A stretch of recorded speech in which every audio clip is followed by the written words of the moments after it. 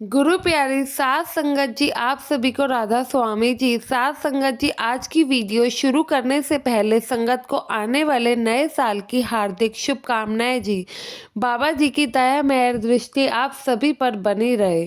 साध संगत जी, गुरु घर की सेवा से क्या होता है और बाबा जी कैसे हमारे कर्मों को यूं ही थोड़ी सी सेवा से काट देते हैं, ये आज की वीडियो में आप जानेंगे।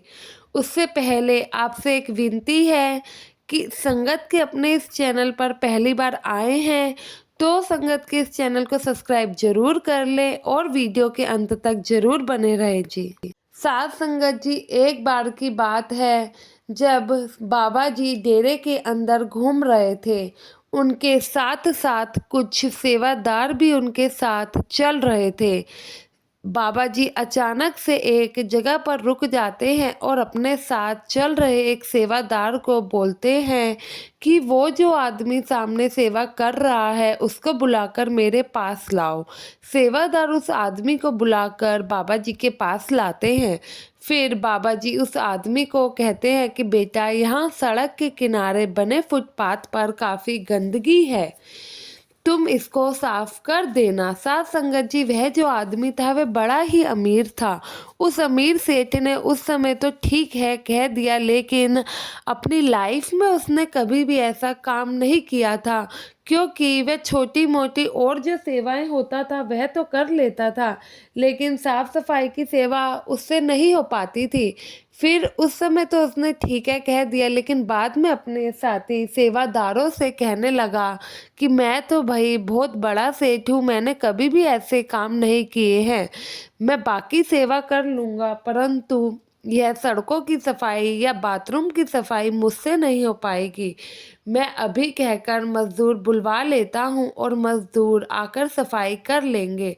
तभी साथी सेवादार ने कहा कि भाई सेठ जी, जरा सोचो, जब बाबा जी यहाँ आए थे तो हम सब कितने सारे लोग थे, लेकिन फिर भी बाबा जी ने आपको ही सेवा करने के लिए चुना। बाबा जी ने हम सबको बोलने की बजाय आपको ही सड़क की सफाई के लिए क्यों कहा। वह सेवादार समझाने लगा कि सेठ जी, आप तो बड़े भागों वाले हैं जो आपको यह सेवा महाराज जी ने बख्शी है, ज़रूर इसमें कोई गहरा राज होगा। साथ संगत जी, वो जो सेठ था उसका बहुत ही ज़्यादा भजन सिमरन था, तो जो उनके साथी सेवादार थे वे कहने लगे कि ऐसा करो, अगर आपको हमसे ये हमारे ऊपर यकीन नहीं है तो आप ध्यान में बैठिए और सतगुरु से खुद ही पूछें कि उन्होंने ये सेवा आपको क्यों दी है। तो वह सेठ अपने साथी सेवादार की बात मान जाता है और थोड़ी दूर जाकर एकांत में भजन सिमरन करने लगता है। और जब वह अपने भजन सिमरन पर बैठता है तो वह देखता है कि वह एक 80 साल का बुजुर्ग आदमी है और सेवा कर रहा है, उसके हाथों में झाड़ू है और सड़क की सफाई वह कर रहा है। सामने सदगुरु जी खड़े हैं, पास में बहुत सारे कागजों का ढेर लगा हुआ है और सदगुरु एक एक करके सारे कागज फाड़ते जा रहे हैं। जैसे ही वह ये सब देखता है, उसका ध्यान अपने भजन सिमरन से उठ जाता है और यह देखकर उसकी आंखों में आंसू बहने लगते हैं। वह तुरंत बिल्कुल भी देरी ना करते हुए जाता है और हाथों में झाड़ू लेता है, पानी की बाल्टी उठाता है, सड़क पर जमी हुई गंदगी को साफ करने लग जाता है। जब उसका साथी सेवादार उस भाई को यह करते हुए देखता है तो हैरानी से जाकर पूछता है कि अरे सेठ जी, आप तो मना कर रहे थे ये सेवा करने के लिए, लेकिन अचानक ऐसा क्या हो गया जो आप ये सेवा करने लग गए। उस अमीर सेठ ने रोते हुए बोला कि भाई, जब मैं भजन सिमरन पर बैठा तो मैंने अपना अगला जन्म देख लिया कि मैं 80 साल का हूँ और उस 80 साल की उम्र में मेरे हाथ में झाड़ू है, मैं सड़क पर जमी हुई गंदगी को साफ कर रहा हूँ और मेरे सदगुरु अपने हाथों से मेरे बुरे कर्मों का एक एक करके पर्चा फाड़ रहे हैं। सदगुरु ने अपनी दया मेहर से केवल मेरे 1 घंटे की सेवा करने से मेरे 80 सालों का जो कि कर्म का फल है वो कट जाएगा, तो मैं बेवकूफ़ सेवा को मामूली चीज़ क्यों समझूं।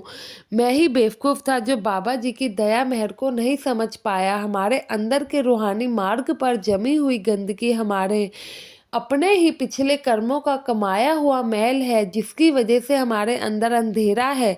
गुरु घर की कोई भी सेवा बड़ी या छोटी नहीं होती, छोटी तो हमारी एक सोच होती है जी।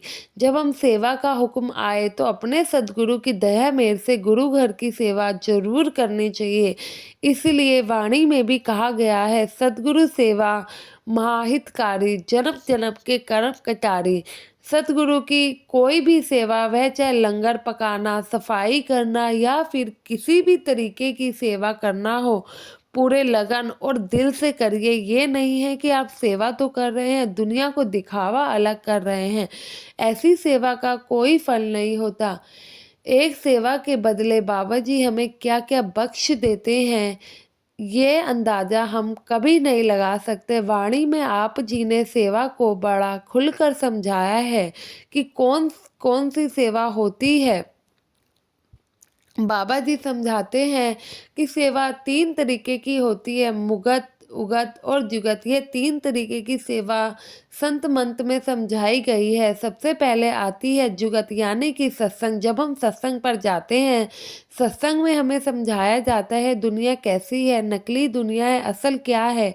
हमें वह सत्य के बारे में बताया जाता है, हमें सारा ज्ञान भी दिया जाता है, यानी कि पूरी जुग के बारे में बताया जाता है। उसके बाद आती है उगत। जब बच्चा स्कूल में सीख के आता है, घर जाकर उसी को होमवर्क करता है, लेकिन जैसे ही थोड़ा सा बड़ा होता है उसको समझ आती है कि पढ़ाई की क्या वैल्यू है।